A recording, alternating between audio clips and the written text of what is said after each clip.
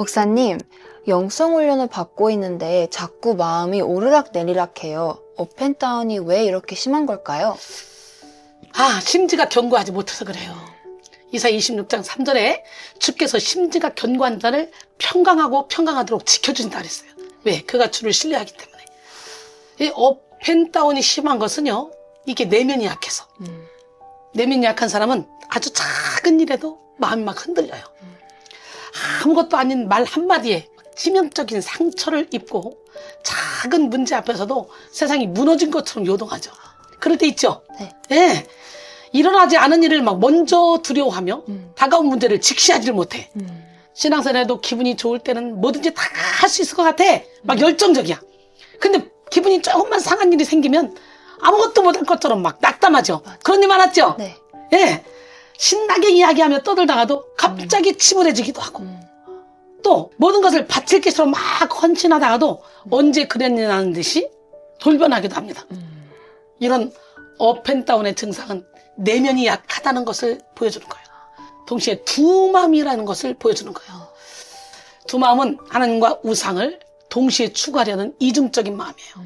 부분적으로 하나님을 사랑하고 경배하지만 다른 한편에서는 우상을 신뢰하고 우상을 의지하는 마음이 두 마음이죠. 그 우상은 꼭 무슨 신에게 절하는 것만이 우상이 아니라 내가 하나님보다 더 사랑하는 모든 것은 다 우상이야. 두 마음을 가진 사람은 사실 하나님도 사랑하지 않고 다른 우상도 사랑하지 않아요. 궁극적인 관심은 뭐냐? 자기 자신에 있어요. 자기에 빠져서 그런 거예요. 오직 육적인 자기 이익을 구하는 마음이 두 마음의 본심입니다. 두 마음을 버리고 깨끗한 마음으로 하나님을 사랑할 때 우리는 요동하지 않는 믿음을 갖게 되고 하나님의 응답을 받게 됩니다. 야고보서 1장 6절로 8절 오직 믿음으로 구하고 조금도 의심하지 말라. 의심하는 자는 마치 바람에 밀려 요동하는 바닷물개 같으니 이런 사람은 무엇이든지 주께 얻기를 생각하지 말라 그랬어요. 두 마음을 품어 모든 일에 정함이 없는 자라고 그랬어요.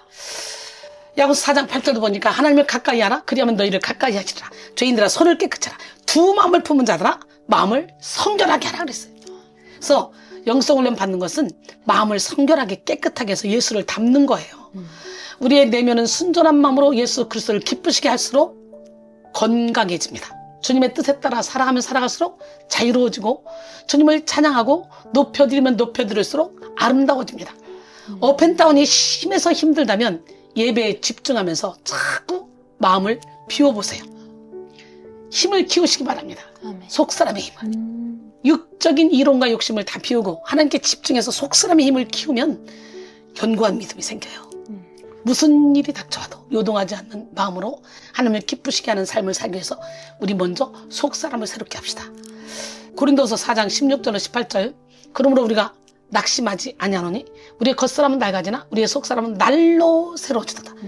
우리가 잠시 받는 환난에 경한 것이 지극히 크고 영원한 영광에 중한 것을 우리에게 이루게 함이니 우리가 주목하는 것은 보이는 것이 아니요 보이지 않는 것이니 보이는 것은 잠깐이요 보이지 않는 것은 영원하다 그랬어요. 그 보이지 않는 속사람을 새롭게 해서 영원히 천국에서 행복한 삶을 살아갑시다. 주님의 이름으로 여러분을 사랑합니다. 축복합니다. 사랑합니다.